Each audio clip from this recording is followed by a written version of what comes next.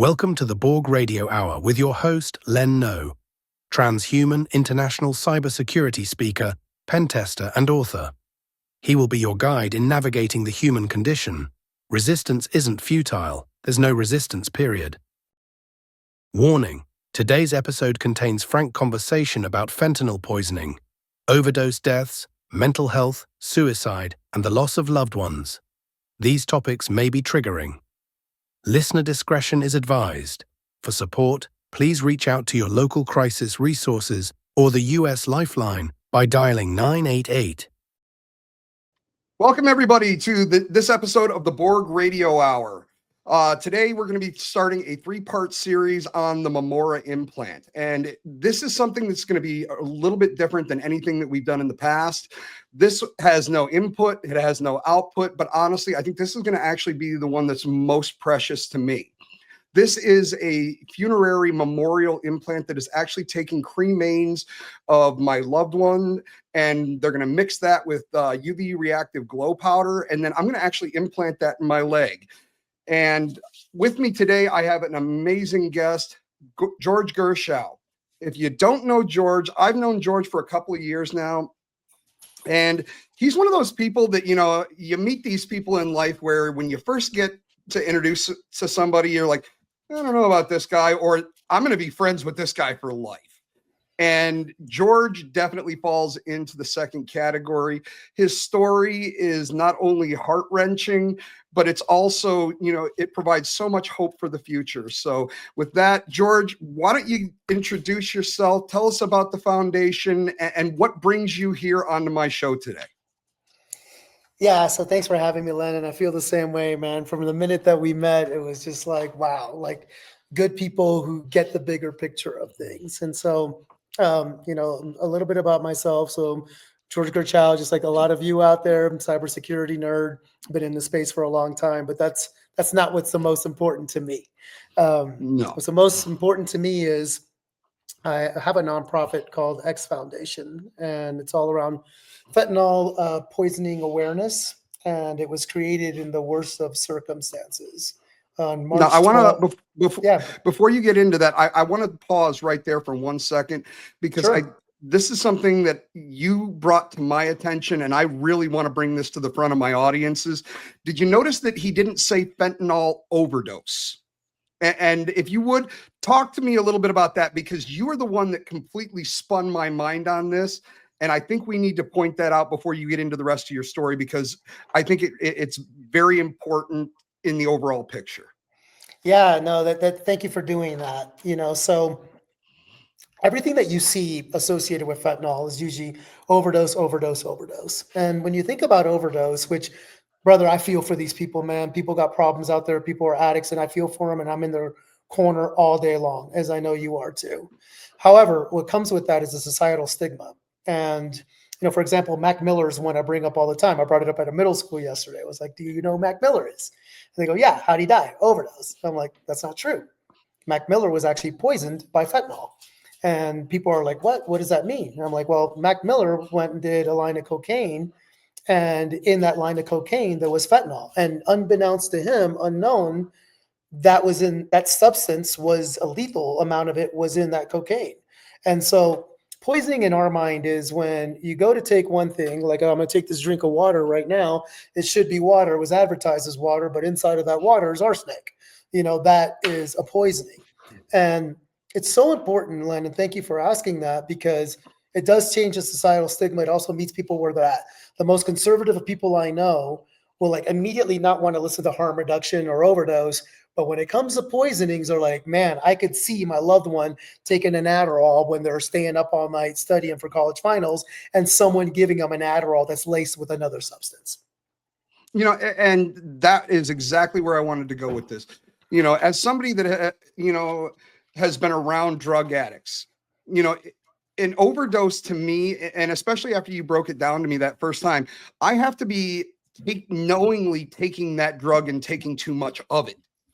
If I decided to do a bunch of methamphetamine and I do more than my body is capable, that's an overdose. But like you said, if I think I'm doing a Tylenol, it would be a completely different, conversation if somebody was slipping fentanyl into Tylenol bottles or something, some regular off the shelf. But because it stays in this kind of this dark, shadowy realm, the stigma, like you said, gets around it. But this is not an overdose. This is murder. It's murder. It really is. And, there's actually cases of murder with it where they call it a poisoning. Like, for example, there was a lady who killed off her husband by putting fentanyl slowly in his Moscow mules. And the media called that a poisoning, which is accurate, but it's no difference than, again, let's go back to the illicit drug, cocaine, that if I want to do a line of cocaine, it should be a line of cocaine. But if it has fentanyl in it, that's murder, that's a poisoning. And the bigger problem that we have today is illicit street drugs, so they're readily available on Snapchat, other social media platforms, where you can buy like a fake Percocet for $5 that looks exactly like the real thing, but it may contain 2 salt grains. And stop and think about that. 2 salt grains worth of fentanyl in it, and that'll kill you. It's a lethal amount, but it's a poisoning because I expected that to be a Percocet, but instead it's laced with fentanyl. And unfortunately, when you're dealing in, darknet markets or the illicit drug trade, there is no FDA. There is nobody overseeing.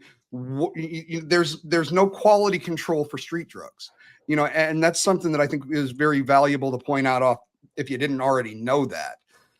So I really appreciate you taking the time to go down that road. It has changed my mind. And because of you, I actually was talking to one of my daughters last night and told her, your philosophy about poisoning over overdose. And she was like, you know what, that makes sense.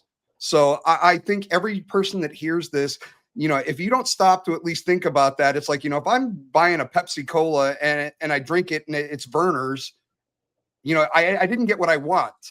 I didn't get what I expected. Truth in advertising doesn't exist in the criminal world. So yeah, I know that when I opened this episode up, I said that this is all about an implant. So let's talk a little bit about what actually brought you here. Yeah, absolutely. So I'm going to start off with my son's story. Absolutely. On March 12th of 2021, I was, snowboarding, which is one of my favorite things to do. You can see the snowboards behind me. I live in Colorado. It was during the pandemic, and so he had school, and it was just him and I, man cave, we're living together. And I came home that evening, typical evening. He had just got done playing, basketball that day. He was a basketball player, and then wanted to go lift weights. So we ate dinner in between. Came home that night. I love you. Good banter between us. Like I said, it was a man cave, and we came so close during the pandemic. And he goes to bed, but we Snapchatted for a little while. And as usual, like I made my house, Len, and maybe a lot of people are like this. I hope so. I have no regrets. The Kool-Aid house, where everyone kind of came and gathered, especially during the pandemic. These kids had nowhere to go. And so I had like a trusted group of his friends that were welcome. Any time of day or night they needed to do something, they just came over. He let them in, not disturbing. That night, I do remember that, I noticed that there was like a truck out there that was rarely there. And so it was a kid that he hung out with that wasn't really part of his overall friend group. But come to find out that night, that kid that had come over had a Percocet on him and split it in half, what looked to be a Percocet. And they each took a half. And, my son died from that Percocet, that half a Percocet that was laced with fentanyl. The other kid went to the hospital for a good amount of time, got his system pumped. But there's 2 reasons behind why I believe that kid lived and my son died. The first one is Xavier X, my son, that's why it's called X Foundation, had 0 tolerance to fentanyl. And they killed him on the spot. The other kid managed to live because he did street scripts. So he was building up an immunity. But there's also this thing called the chocolate chip effect, which we'll get into, which is you never know where the fentanyl is going to be in a fake pill. And so maybe my son got the whole slew of it, and that kid maybe got a little bit, less, like maybe 1 milligram of salt or like one smaller dose of it. And so that's what led me to create the X Foundation. Was I didn't know what fentanyl was, Len. Had no idea, man. No, I don't think any of it, and I don't think any of it, us older generation really got to know what it was until it was through an emergency situation like this. Yeah, like when I remember, like that morning, the detective bringing up fentanyl, and I want people to kind of just soak in, for those of you that are parents that have loved ones, brothers and sisters, like what it's like to be at your own home, the safest environment supposedly in the world, and here you are, your child is like leaving your home, 17, on a gurney, headed to a morgue, and you have detectives around and all these things going on. You're trying to get answers. But one of the things that really stood out in my mind was that word, fentanyl, because the detective said it looks like it's related to that. And I was like, I have no idea what you're talking about. And then when we got the death certificate, which is also another mind-blowing thing, like reading, Yeah. teenagers' death certificate, there was something that stood out to us, which was it didn't say overdose. It said fentanyl toxicity. And then the coroner was kind enough to put in some extra data and say, this was a poisoning, is what happened here. And then it got my brain thinking and going. And on Christmas Eve of 2021, I was like, man, I don't know what to get my son for Christmas. Like I was a mess, I still am a mess, but I was so distraught before the holidays that I was like, you know what I'm going to do?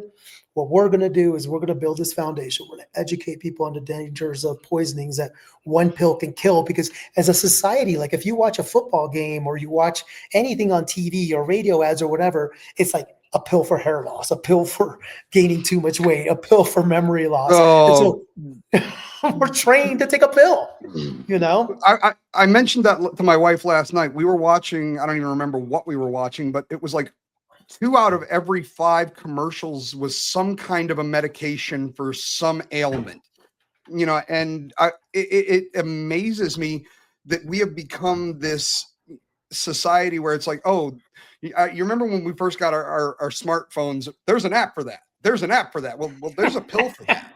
There's a pill for that. Yeah. I personally do not trust doctors, which really is kind of messed up coming from the guy with all the implants in his body. But I don't trust medical science. I trust, engineered and selective augmentation, but I think the human body is a beautiful, an amazing machine that has the ability to self-repair. My wife gets sick every winter with some kind of a cold or a flu, and she's like, you have the constitution of a bull rhino. Why? I was like, because I never take any pills of any kind. I let my body do what it's supposed to do. Yeah, we're in agreement, bro. Man, like right, what you're saying is so true, because you think about what the society and big pharma does. It's like it's a pill for an ill. And then we flip that and we're like, one pill can kill, Yeah. It's just the truth, And so we've done tests, Len, where we'll take like a needle and put it in front of like a teenager, and the teenager's like, oh my God, like a needle. But then you put a pill in front of them, they'll play with it. They'll play with it. They'll look at it. They'll, it's just, we're so conditioned, to your point, that it's a pill for an ill, and it's bullshit. We're a society that built a video game around pills. I mean, don't you remember Dr. Mario? Yeah. I mean, what we turned drugs into entertainment in video games and marketed it to young children. Yeah. No doubt. And from a psychological perspective, I mean, I talk a lot on this show about, the differences between generations and just the overall cultural differences between them. As a Gen X, and yes, I am a proud Gen Xer, I just don't understand the idea of the psychology behind, you got a problem, you got a weight issue, here, there's a pill for that, there's a shot for that. There was a solution before that. It was called diet and exercise. It's like we want the miracle solution, not only in our lives, in our cybersecurity, in our computers, in our cars. We don't want to work for anything that has value anymore. And I think medication And the fact, I remember when I was a kid, and I don't know if you do, for all of my younger listeners out there, yes, you can look this up on the Wayback Machine. It's true. There was a time you could actually advertise cigarettes and liquor on television. Marlboro I Man, mean, Joe Camel, 100%. But we, as a society, we went, you know what, this is not a good thing that we should be exposing children and influential people to. And they said, no, we're not going to do that. But to your point, big pharma and the drug industry in general, I swear to God, I believe they're inventing conditions sometimes just to make a cure. No doubt. And so here's something that for all the listeners to pay attention to. The next time you see one of these commercials, stop and think about this. You need a prescription for these things. And they're literally, this is the companies themselves, the manufacturers doing these commercials. And they're telling you to go talk to your doctor to get a prescription for this. What kind of process is that? They're like doing the diagnosis and everything for you on this commercial. It's like they're completely taken over. And I don't know about you, man, but I'd much rather see Camel Joe or Marlboro Man than like having someone try to shove these pills down my throat or these different medications on TV. Oh, yeah. It's ridiculous where this has gotten. It's actually very, very frightening to me that, like you said, we're self-diagnosing. And I think, if you want, we can talk about this another time, but this is just the next step of WebMD diagnosis, between WebMD and ChatGPT. And now you can actually select your own drug. What do we need doctors for anymore? But on the adverse side of that, what happened to doctors actually caring about their patients and not just acting on the behalf of the pharmaceutical companies or the medical supply companies? I remember when I was younger, my doctor told me, he was like, you have high blood pressure. If you don't start changing, your lifestyle, you're going to have a problem. And I didn't go, okay, give me the pill. It was like, all right, I got to change how I'm living. There's some self-responsibility with that. And that I think kind of circles us back to one other aspect in regards, and God, I can't, as a parent, I can't even imagine, number one, what it must have been like when the police were there or getting that death certificate, or not only Christmas, but every single holiday since. And my heart broke for you the day that, you first told me about this, and it breaks for you every single time you have to retell it. And I just want to point out how strong of an individual I feel that you are, to take that pain and find a way to channel it into something that not only is beneficial for your mental well-being, but also beneficial to the people that you're instructing. So I really want to tell you, my hat's off to you. For those of you that didn't catch it earlier, he was at a junior high school yesterday teaching how to use Narcan. And if you don't know what that is one of your few options to live in a lot of these overdose cases. Yeah, it's so first off, thanks, man. Like it's gonna, it's hard sometimes because you walk this line of you want to help people, and we are helping people by doing Narcan certifications. And then the preventative side with testing strips, which is just, it's illegal still in 5 states, testing strips, which is mind blowing. But then there's also time. Yeah. The testing strips to determine if something would kill you are illegal in 5 states. Yeah. Felony. All right. Yep. I have no problem with publicly shaming the hell out of these states. What are they? All right. Let's start with Texas. Oh, God, I live in Texas. I live in Texas. Yeah. So Texas, Idaho, Indiana, North Dakota, South Dakota. And you deal with this all the time. So I'm going to throw this out there just because I'm curious if you have an answer. What is the rationale or the logic behind saying you can't have these? What is their counter argument to this? It's the stigma. It's that you're encouraging drug use. And it is just, And it's the same thing even in some cases, Len, with Narcan. Like people believe that if you're carrying around Narcan, like life-saving, think about Narcan. Narcan was created as a opioid overdose recovery medicine. That's what it was created for. But some people, when you carry Narcan, you're looked at as you're encouraging drug use. So now that you're doing preventative stuff and you're actually testing your drugs ahead of time to see if they can kill you, society like puts people and those things in a bucket of you're encouraging drug use, which is the most idiotic thing on the planet, man.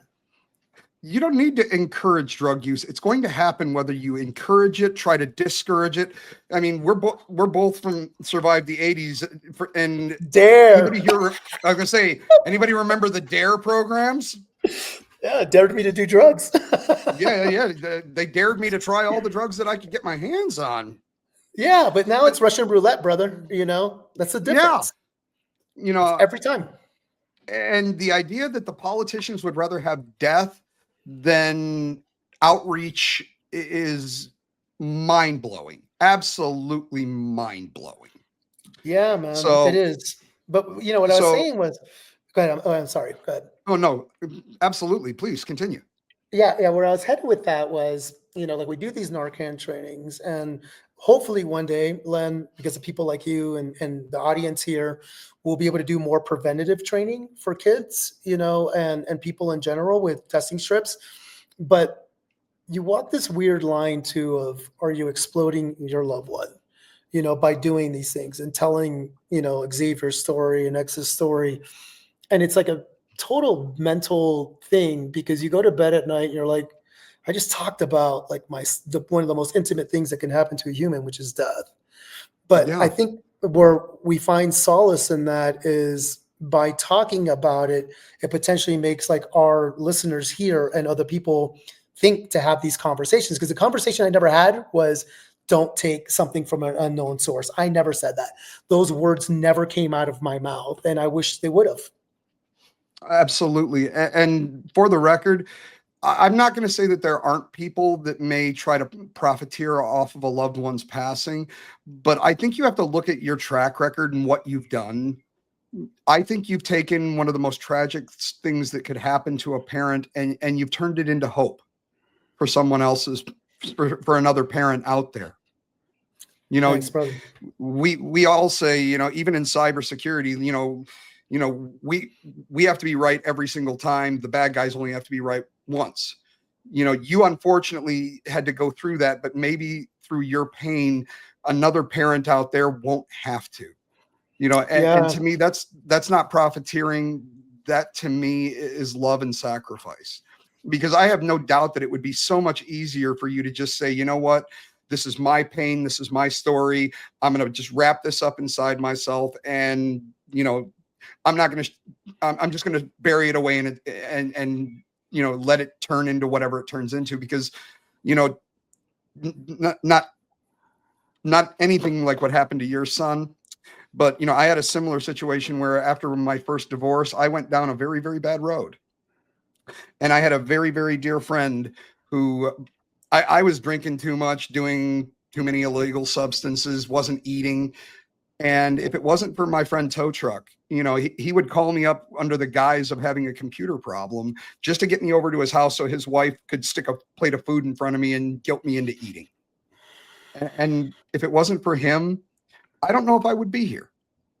Which brings us back to where we're taking this conversation and why we're doing this on a transhuman biotech integration podcast and not something that would be much more expected. So when I first met you, I noticed that you had a very, very unique necklace, George. Yeah. And you explained to me what that was. And I remember this look on your face like, oh God, what's he going to think? And it was like, dude, I think that is one of the most amazing things in the world. So why don't you tell us about that necklace? Because this was how you were handling that loss in a way up until somewhat recently. And then we're going to get into what you and I are going to be doing here in the next month. Yeah. So thanks for bringing that up. And I apologize to people all the time. They don't know, but I'm constantly fidgeting with it. And I, like all the time, I have like certain rituals I do with it, but I'm always pulling on it, moving it around. What this is it's a Platinum X. My son's name was Xavier. It's really shiny on one side, and that's the side that's closest to me. And then the other side is dulled down because he never wanted attention. He was just kind of one of those people that always sort of worked in the background, did cool stuff, but never brought attention to himself. Inside of this necklace are Xavier's ashes. And so everywhere I go, he goes with me. It brings me a tremendous sense of comfort. It also, like, I've never talked about this anywhere before. At night, especially when I'm sleeping, it gets caught up in the little clasp.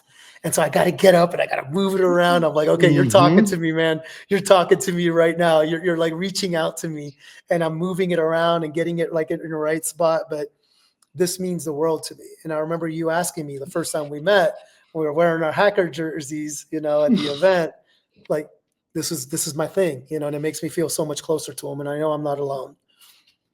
No, not at all. As a former biker, bikers are one subgroup of people that we really, really honor our dead. Pretty much every club out there will have what they call as their graveyard run every year, where we will go and visit the graves of all of the previous members that have passed over the years. We wear patches with their names on it. Believe it or not, my left leg is nothing but memorial tattoos to people that I've lost that I care about. So I, just like you, really, really believe in the fact that, if you remember someone's name, if their name is still spoken, they are never gone, and I'd love to say that was mine, but I stole it from the Egyptians, and just like you, I have some of my dear brother Tow Truck's ashes, and I'm going to bring everybody up to speed on where we're going now. Yeah. So everybody knows that I am a brand ambassador for dangerousthings.com. So Emil Garavstra reached out to me about I was going to say it had to be like early July. And they have a new product that Dangerous Things is actually going to be bringing to market, and it's called the Memora. And this will be the first implant that I get that has no hacking capabilities, no input, no output. I had to send Emil just a little vial of some of my brother's cremains. And he is going to mix those with UV reactive glow powder, bioencapsulate them in a standard X series style bioglass implant. And then for me personally, I'm going to be implanting that in my leg right behind my memorial tattoo for him. And we were sitting at DEF CON this year, and I saw George walk up, and I saw the X, and it was like, he is probably one of the only other individuals I know within my immediate close circle, because trust me, when you get implants, people think you're weird. When you tell somebody that you're going to be implanting the ashes of another human being into you, you take weird to an exponentially larger level in most people's opinion. But, George was like one of the only people I'm like, this guy saved my life. This man was so influential to me that when I tell people, I carry my brother with me everywhere I go, it's not like I'm carrying him in my heart. I want to literally carry him. I want to give his being or his essence, or at least a piece of him, the ability to walk with me for the rest of my life on every single step I take. And I reached out to George, and I was like, man, I know this is a touchy subject, but I offered him that same opportunity. So George is now going to be one of the, I believe, depending on which order we get to when we go to see Pineapple over at Shaman Modification here in Austin, he will either be the second or the third individual to ever have this implant, and I will be either 3 or 2. But there's only been one of these done so far. And, I was taking a look the other day, and we're seeing more and more. Let me pull up that. Oh my goodness. This is what happens when you live on a farm. All of your podcasts wind up having some kind of chicken sound on it. I needed it, dude. I'm ready to break down crying. I needed that. I really needed that sound. Oh, The interesting thing about this too is going back to what you said, something so key that attracted to me to you in the beginning was people take these things and internalize them so much. mhm. The first X Foundation talk we ever did was at a little theater here for Fentanyl Awareness Day. And one thing that really I'd never expected, and I was a mess. I could not stop crying the entire time. I don't even remember really what I said too much. But I remember in the crowd there were people holding pictures of loved ones in the crowd. And it was small. It was maybe 20 people, tiny. But there was pictures of loved ones, and afterwards they came up to me and they were like, we don't talk about our loved one because of the way they pass. Society's going to have a stigma, around them. And it hit me really hard at that time that we don't honor them enough. Like we don't No. do enough. And like this necklace is just the first stop, because now what you're saying with Memora, like I love this idea, like of carrying him inside of me, like being part of me and being able to illuminate him too. Like when I'm thinking about Mhm. him or special occasions or whatever else, like having us interwoven, because I think our energy is anyway, like it's all energy out there to me. And so having his energy inside of me with me too, being represented in a physical format is amazing. And I know that like a lot of those parents that were holding up pictures of their loved ones that do stuff like that, they have like little what do you call them at their homes, like shrines built to them Yeah. with pictures, and then they may have like their name tattooed or whatever else, like what we all do.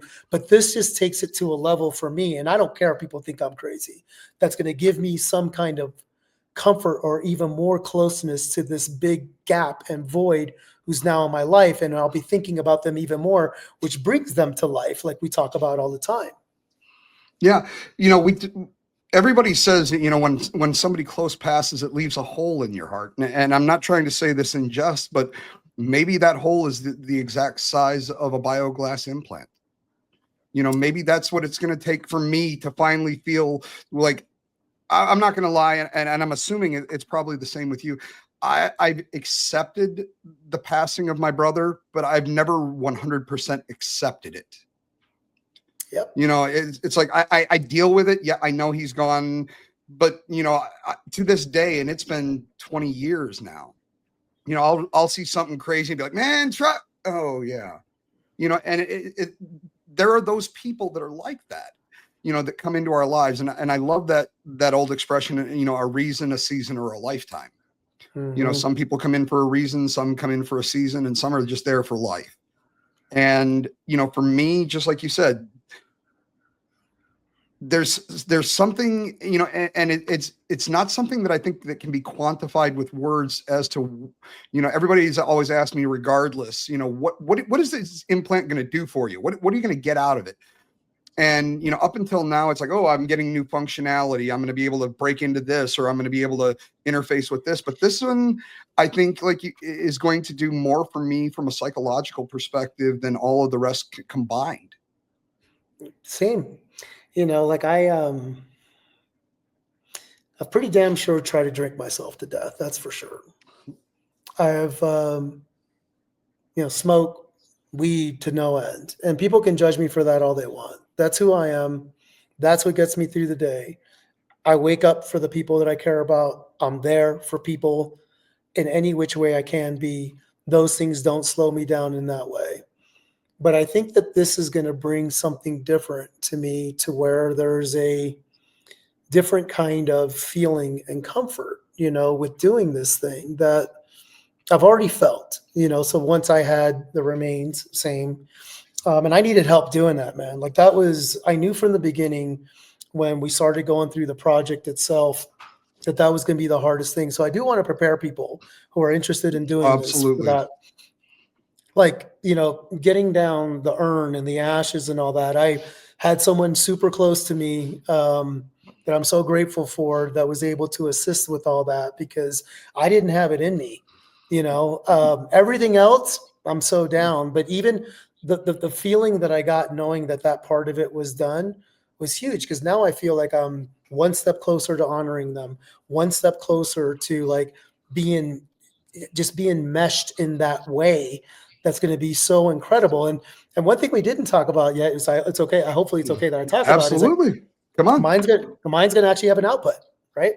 So mine Yep. is going to have a scan that'll go to the X Foundation website, which will honor him even more, And and if I can break in here real quick, yeah, just for anybody that's been, following my journey, this technology that he's talking about that's going to be included in his implant is actually built on the VivoKey secure architecture.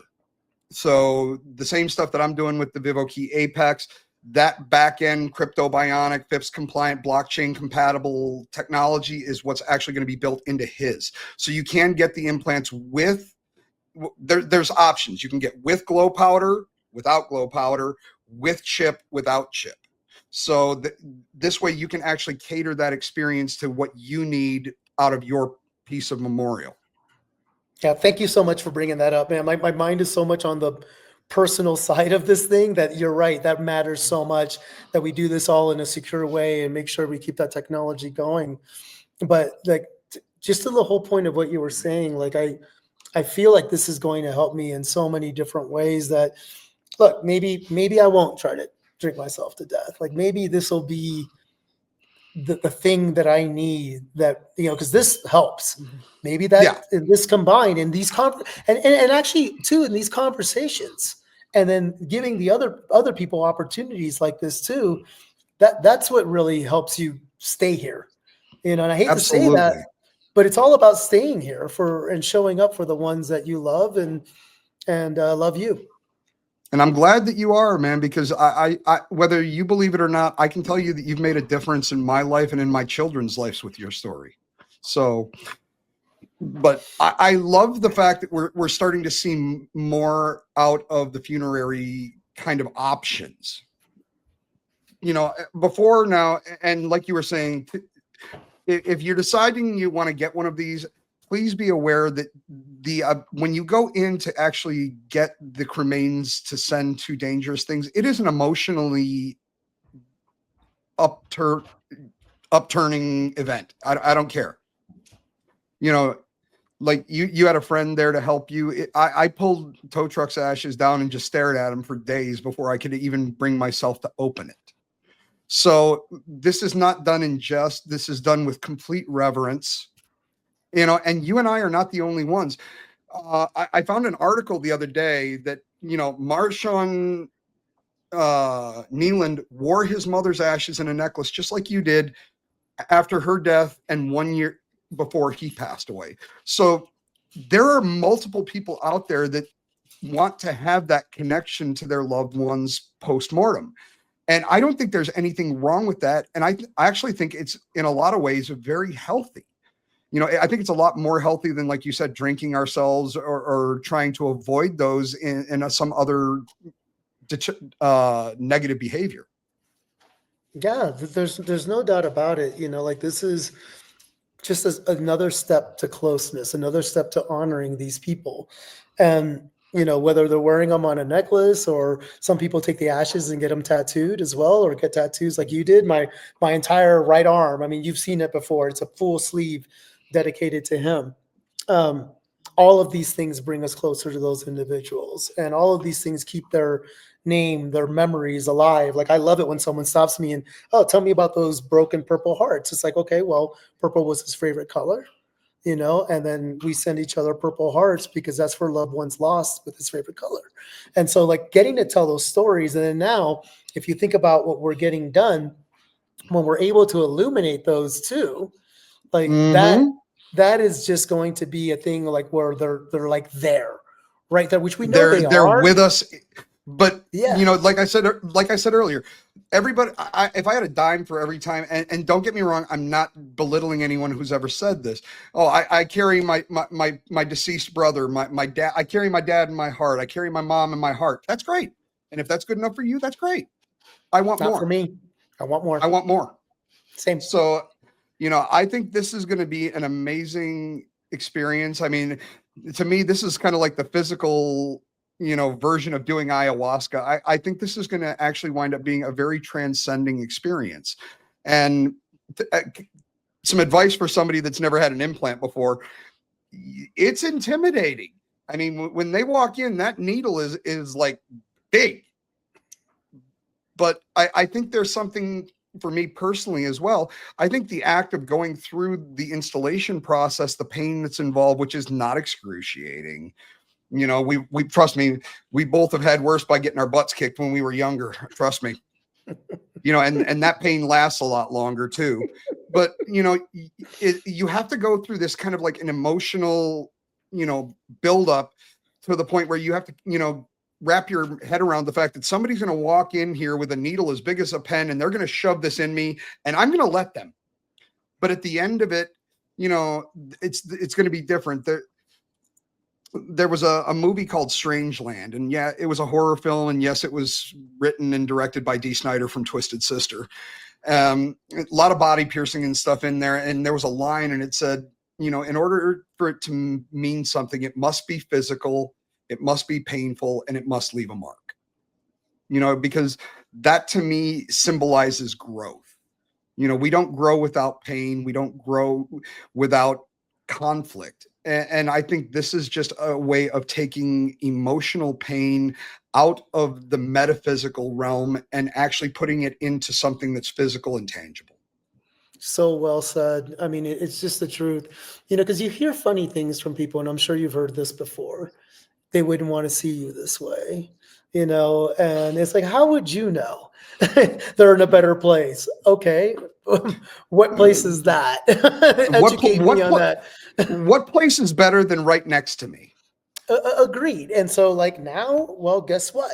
They are going to a place that is, going to be good for us as the individuals who are getting this done, to try to bring us a sense of comfort and continue to honor these amazing human beings that had such impact on our lives, and I feel 100% great about this. I just think it's something that a lot of people out there will want to consider and hopefully take action on. I do too. So we're starting to run short on our time for today. So I want to kind of give everybody a little idea of what they can expect. So this is like I said, this is the first of a 3-part series here. So today we kind of wanted to give you guys the backstory, a little bit about my brother Tow Truck, a little bit about his son Xavier, and what we're planning to do. So the next episode in this series is going to be actually recorded on location at Shaman Modification, and I'm actually going to bring George into the Borg studio, and we're going to sit down face to face.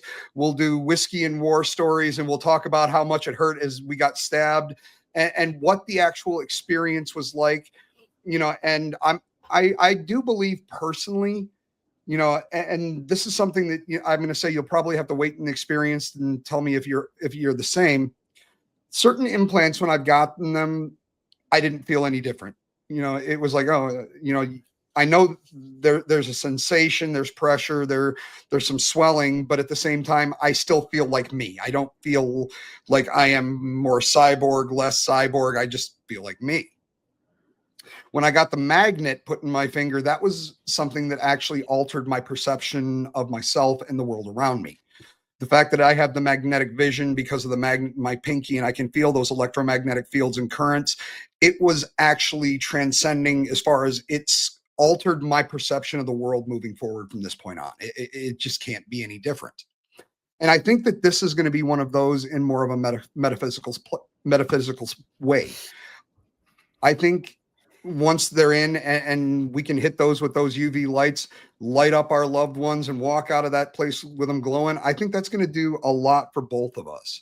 So that's going to be episode 2. And then what we're going to do is we're going to do a follow-up episode probably about a month after we get done with the implants and the installations, and just do a follow-up and see where we're both at. Because this is something that is new. It's something that is definitely out of the realms of what we will quote unquote say normal, but this is the Borg Radio Hour, really. What's normal here? But we're going to give you guys the entire thing. And that's why we're starting out with episode 1. you now have a little bit of the backstory and you know what's coming. So George, we've got about 10 minutes left. I'd like to open it up for you to just anything that you want to say about Xavier, anything about the X Foundation, anything you want. The next 5 minutes or 10 minutes are yours. Dude, I can't thank you enough for that. There are a few things that I want to say. First off, Xavier's story isn't necessarily mine to tell, as far as like what happened that night and everything else. Like I wasn't present.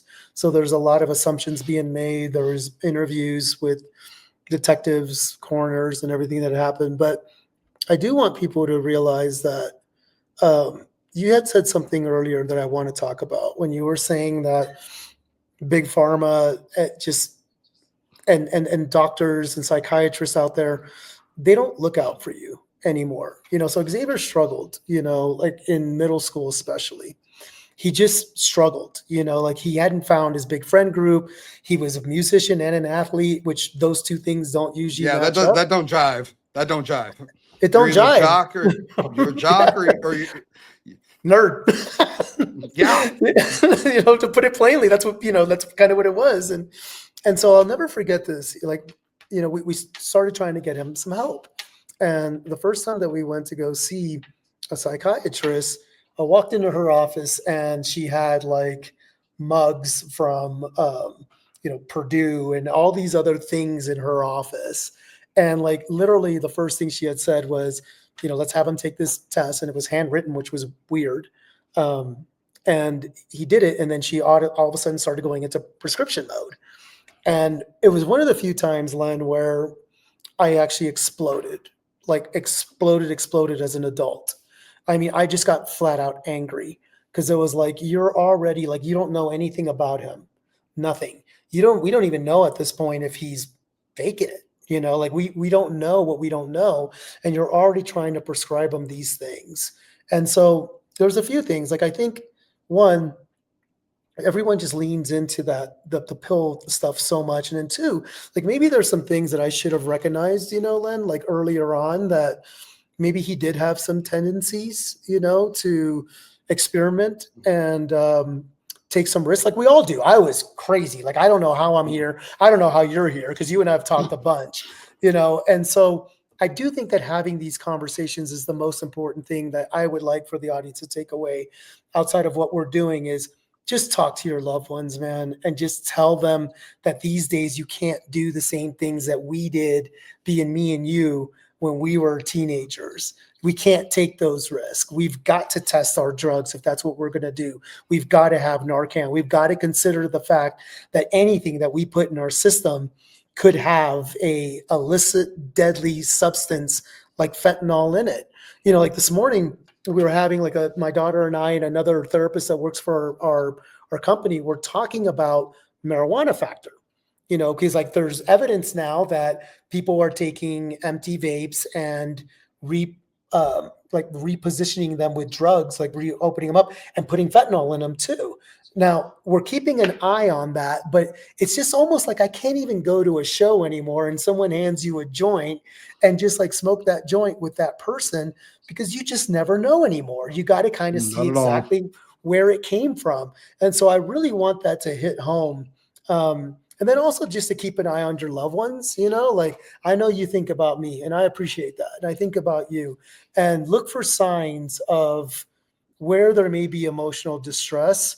And especially at the holidays, like even before this happened to Xavier, I can remember that during the holidays, I had this habit that I really liked. And hopefully I have the strength to get back to it one day, which would be like a list of 10 people that I hadn't checked in on that I knew had gone through something. Divorce, like you mentioned, loss of a loved one, loss of even jobs, because sometimes people put their identities around their jobs. That's not me, but other people I'm not judging, that's them. And so I would make sure I'd reach out to them during the holidays and just be like, hey, are you okay? You want to chat? Like we should jump, on a call or do whatever. Think about that as the holidays are coming up and think about the things that other people are going through and just try to be there in any capacity that you can. And then with the foundation, the last thing I'll say is I'll wrap up here is we are doing some super progressive stuff around fentanyl testing strips.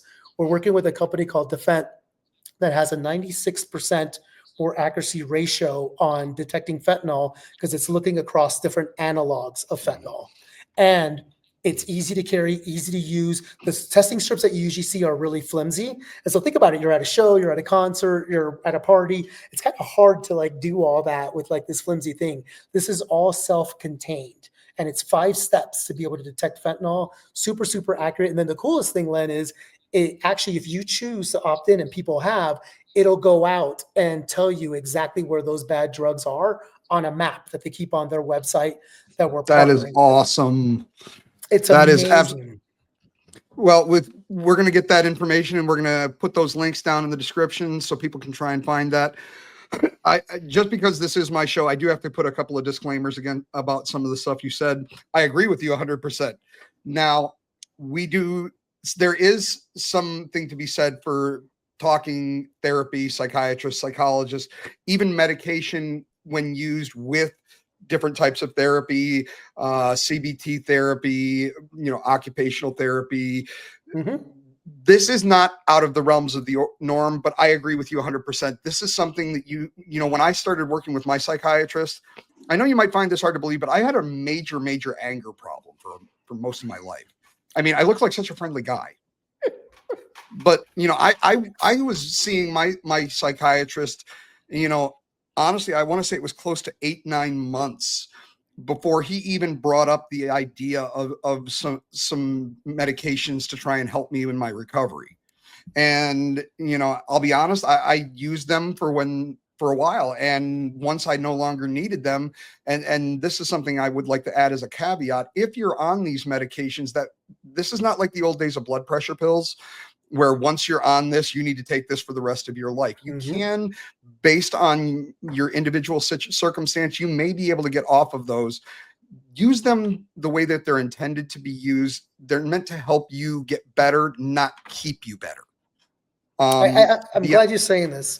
Thank you for saying that, because look, it's also whatever helps you get through anything. Yeah, Totally. and sometimes you need that. I did.